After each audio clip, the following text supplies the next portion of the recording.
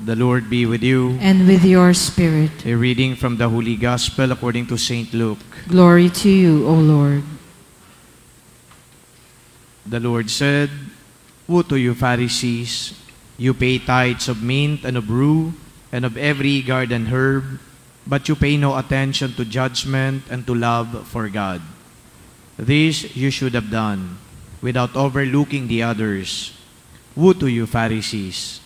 You love the seat of honor in synagogues and greetings in marketplaces. Woe to you! You are like unseen graves over which people unknowingly walk."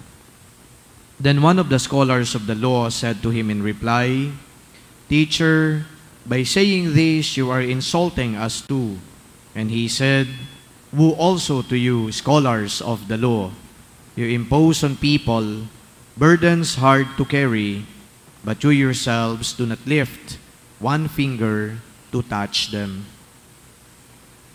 The Gospel of the Lord. Praise to you, Lord Jesus Christ. Magandang tanghali po sa inyong lahat.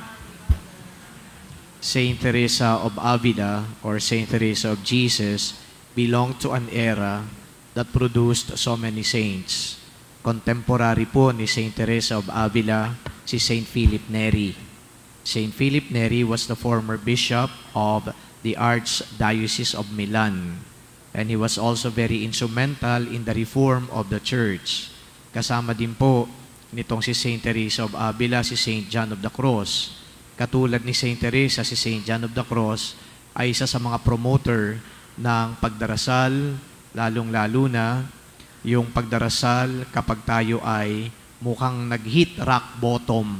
So may mga pagkakataon sa buhay natin na tila baga tayo ay hindi na makakabangon pa. So si Saint John of the Cross, sabi niya, ito yung tinatawag na the dark period of the soul. So but we need to struggle and we need to overcome that period in order to have a close relationship with God. And then si Saint Ignatius of Loyola. Si Saint Ignatius of Loyola was the founder of the Society of Jesus or the Jesuits.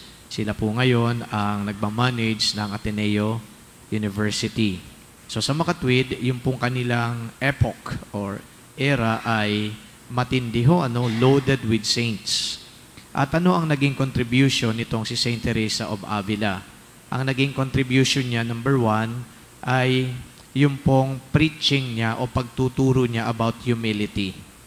And if you are actually one of those, people who are parang tinitingala ng contemporaries mo, ay maaaring mablind ka ng fame o kung ano-ano pa.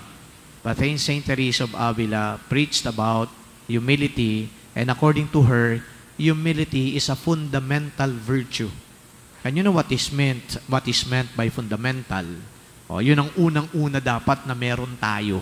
Ha? So bago pa man ng ilan, bago pa man ng iba, dapat meron na tayong kapakumbabaan, humility.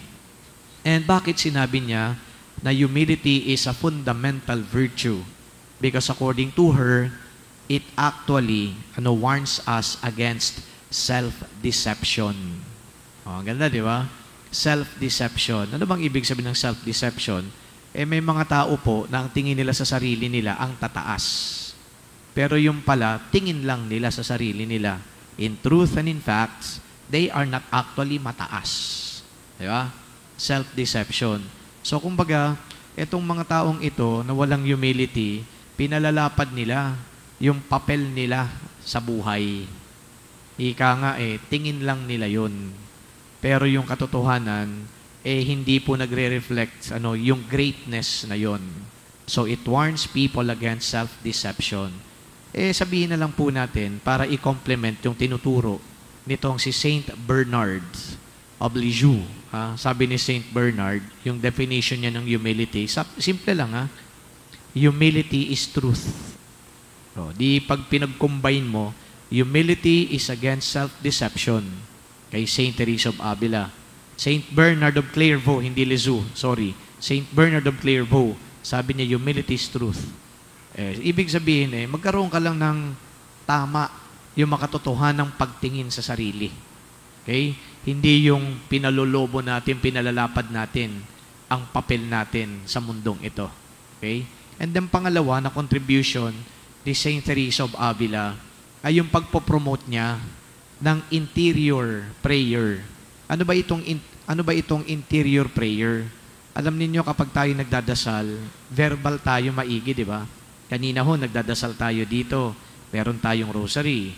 Meron pa ho tayo kanina na novena to the perpetual health. Verbal.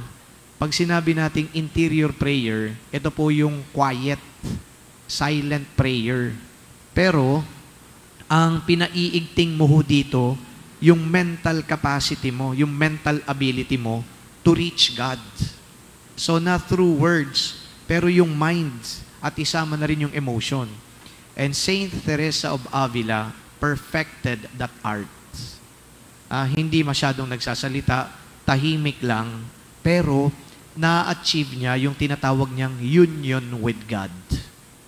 So that interior prayer, mental prayer, with inner disposition that is ready to meet God.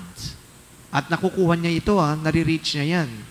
Pero hindi po sa mga normal na katulad natin, magagawa po natin yan. Of course, there will be distractions along the way. Minsan nga kapag nagdadasal tayo, ang distraction natin, yung problema natin sa labas, di ba? Masyado po tayong worried. Kaya pag nagdadasal tayo, kahit na nagbablab tayo ng mga salita, mukhang hindi na natin po nai-interiorize talaga yun Kasi nga bothered tayo, naguguluhan tayo.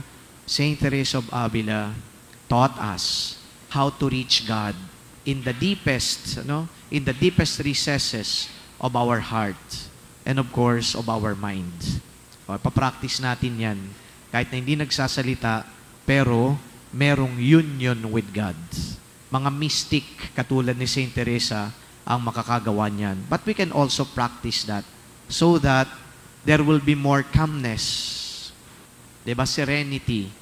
As we sit there or kneel there, and then there is that relaxation of the mind and the heart. And yung talagang aim mo lang sa pagdarasal na yan is ma-achieve mo yung union with God. Yung pangatlo, tatlo na lang kasi marami ho yan papasok pa kayo, di ba? Yung iba, titingin na kagad sa relo. Haba naman ang humilin tong pari na to. Yung pangatlo ho, panghuli, detachment from material things. Okay? Bakit detachment from material things? Nung tinatagpo ni Saint Teresa at saka ni Saint John of the Cross, yung discalced Carmelite, ang ibig pong sabihin ng discalced is barefoot. Barefoot Carmelite. Bakit barefoot? Para muling ibalik yung charism ng mga Carmelites. Ano yung charism nila?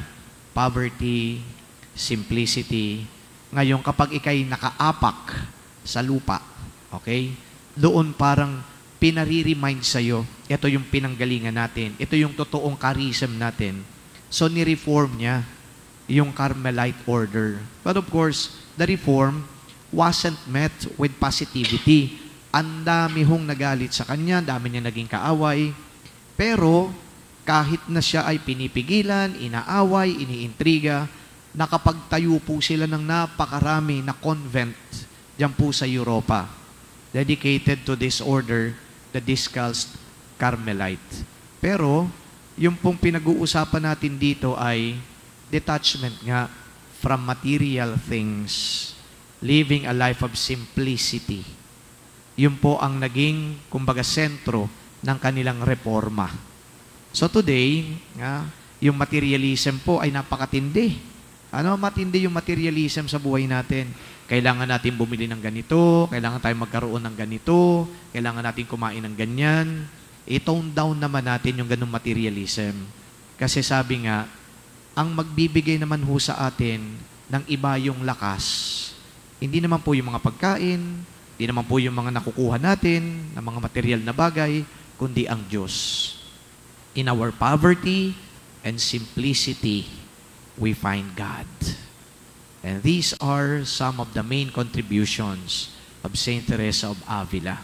So today, as we reflect on her contributions, we also ask the Lord that indeed we may open ourselves to these teachings para hindi lang natin napakinggan ngayon, kundi unti-unti ito ay ating isa sa buhay.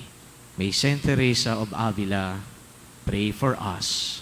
Amen.